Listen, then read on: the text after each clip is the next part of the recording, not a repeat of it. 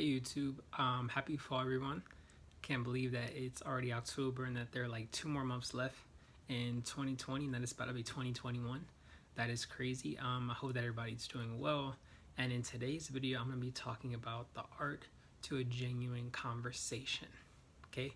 I've had some interesting conversations I've had from the full range and spectrum of the good, bad, and the ugly. So I just want to talk about today some different things that can lead to having a genuine conversation.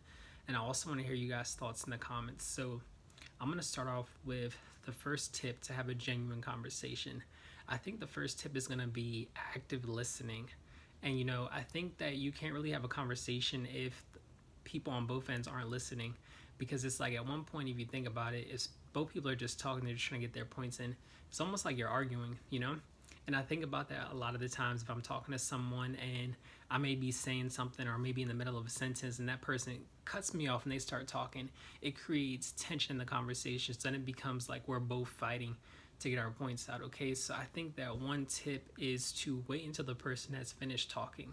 That way that person feels like they're being listened to, and then once they've stated their point, you can go ahead and talk on your end. The second area that I want to talk about is going to be body language.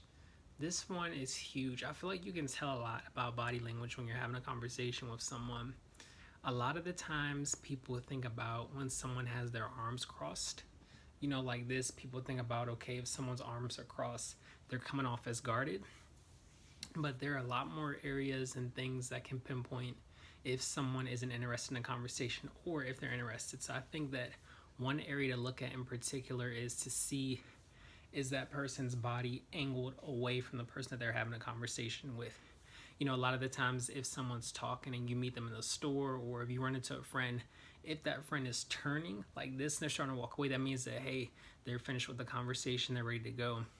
Another thing is looking to see if that person isn't looking at you. I'm not talking about not maintaining eye contact, but if they seem like they're dozed off and looking away, they're not engaged in the conversation. So those are things for not being engaged. The list goes on, but those are some main things that you can pick up on. For someone that is interested, typically their body language is very open. They can have their hands folded, the chest is open, it's not closed off. A lot of the times they're looking at you, they're smiling. A lot of times they could be actually mirroring the same body language without even realizing it. And that's because you guys are in sync with one another and they're in tune with your saying. So looking at that, you can see engagement. And then also if someone is nodding, they're acknowledging that they're listening to you. And those are things where you can say, okay, I'm feeling this conversation. And usually the body language is mutual among the two parties when you're engaged in a conversation on a level like that. Tip number 3, this is a huge one, and it's pretty basic, but asking yourself the question, do you guys vibe? This is a pretty big one, because ultimately I think that this is kind of intrinsic in a way, but for humans, you're not going to have a conversation with someone for a long period of time that you don't vibe with, and you can typically feel this before you have a conversation. It's just like that innate feeling that you have spiritually or in your gut. You can walk up to someone and you could just hit it off with them just like that from the jump. You may not even know them because you guys vibe with one another. And then you may have a conversation with someone where it feels like you're pulling teeth, or it feels like you're dragging. And in that case, okay, I don't vibe with that person, because if you did vibe with them, the conversation would be effortless. It would just flow and it would just happen. Tip number 4 that I want to talk about, this is a huge one. I feel like if you're someone that is open, or if you're someone that oftentimes listens to people, or if you're friendly, this can happen to you a lot, or even people that are consider themselves to be empaths. Something I would like to call unloading. What is unloading? Unloading is if you're having a conversation with someone and they can literally talk for hours. I mean, someone can go hours straight without having you respond, without opening that gateway for you to speak, and they can just keep going and going and going, right? That hour goes by, that person looks at you and they're like, how are you doing?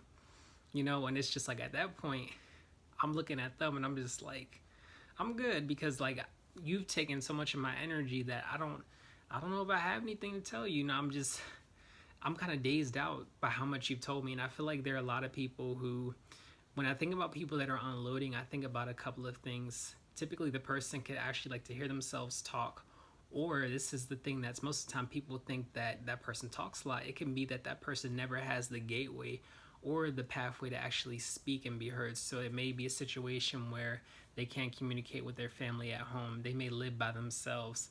They may be in a relationship that's abusive and they don't have a voice, and they may feel comfortable around you and they may feel open. So for all those days, weeks, hours where they're not getting to communicate with someone, you're that person and you're that portal where they can say, okay, I'm going to communicate with you and I'm just going to let it all out. Honestly, no one deserves that. I mean, if someone's venting and they're telling you something, okay, but if that's someone's style of talking and communicating, unless you want to suffer that, I would say there's a nice way where you can separate yourself, or even sometimes I think it's not necessarily rude, but you can kind of break into the conversation and insert yourself. But if you're not vibing with it, just end the conversation. Say, it was nice talking to you, but I'm gonna go about my business, because you don't deserve to have your energy taken like that. Tip number 5, I want to say, speak your mind and always be yourself. Okay, give others the pathway as well to listen to them, and treat people when you're having a conversation the way that you want to be treated and heard when you're talking. So if you want to have someone listen to you, make sure that you're listening to other people when they're communicating. And I think that conversations are so interesting because they're never going to be the same.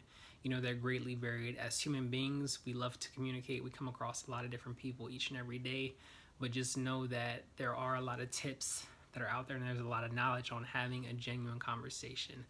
So you guys, I wanted to share those tips with you. Please like and subscribe, and drop your comments down below and any tips that you have, because I would love to hear what you guys' thoughts are on this topic. Peace.